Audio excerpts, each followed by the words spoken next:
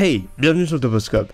Tarzan et Mowgli ne sont plus tout seuls désormais. Quand on voit comment les parents s'occupent de leurs enfants parfois, on se dit que finalement, il vaudrait peut-être mieux confier notre progéniture aux animaux. Non, vous ne rêvez pas aux animaux. L'homme peut en effet s'adapter à beaucoup de facteurs différents. Ainsi, quelques humains sauront s'adapter à la vie sauvage. Voici donc des histoires d'enfants sauvages intrigantes et passionnantes qui vont vous impressionner.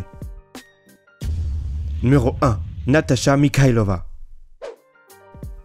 En 2009, la police de Chita, une ville située en Sibérie, a fait une découverte, on peut dire incroyable.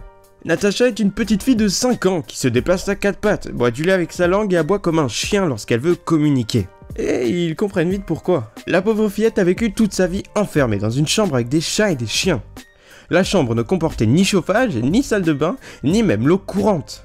Quand elle communique avec des gens, la petite Natasha ne parle pas russe. Elle se fait comprendre par ses aboiements et ses déplacements. Cela allait faire pratiquement 2 ans que ses parents, Viktor Loskin, 27 ans, et Yana Mikhailova, 25 ans, n'avaient plus de contact avec elle. Ils ont été arrêtés donc pour négligence sur mineur.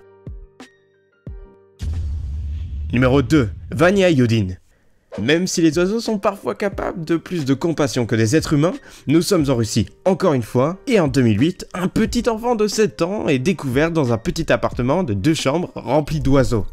Et la mère de l'enfant ne lui a jamais, à vrai dire, adressé la parole. Elle le considérait comme un animal. L'enfant, incapable de prononcer le moindre mot, s'exprimait en gazouillant et en agitant les bras, comme si c'était les battements des ailes d'un oiseau. Numéro 3, Lyoka. Ce garçon surnommé Lyoka est une légende. En 2007, des salariés d'un hôpital découvrent un garçon dans une tanière de feuilles et branchages dans la région de Kaluga en Russie centrale. Il est entouré d'une meute de loups. Ils le récupèrent, lui donnent un nom, Lyoka, et observent qu'il se comporte vraiment comme un loup. Des ongles acérés, des dents pointues et une démarche de loup. Les médecins lui donneraient à peu près 10 ans, mais malheureusement Lyoka s'est enfui de l'hôpital où il était placé et donc on n'en sait pas plus sur lui.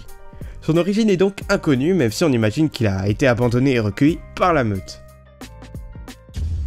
Numéro 4. John Sebunia. John Sebunia n'a pas eu la vie facile. À 4 ans, il voit son père assassiner sa mère. Il s'enfuit dans la jungle et on ne le revoit plus. Puis on parvient finalement à retrouver sa trace en 1991, mais on ne se rend pas compte qu'il vit au milieu d'une tribu de singes, les Vervets.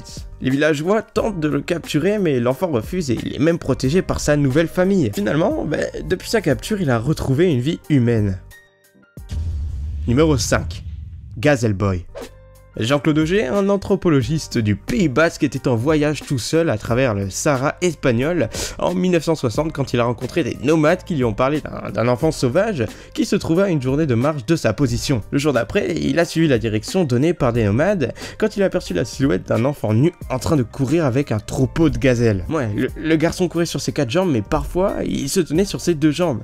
Auger a donc suggéré qu'il avait été abandonné ou perdu à environ 7 ou 8 mois, étant donné qu'il avait déjà appris à se tenir debout.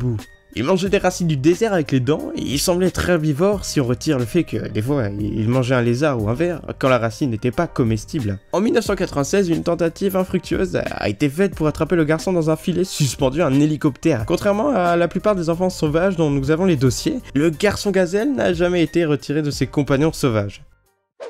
Voilà, c'était le Toposcope, j'espère que cette vidéo vous aura plu, vous pouvez la liker, vous abonner, me dire lequel de ces 5 enfants vous a le plus choqué.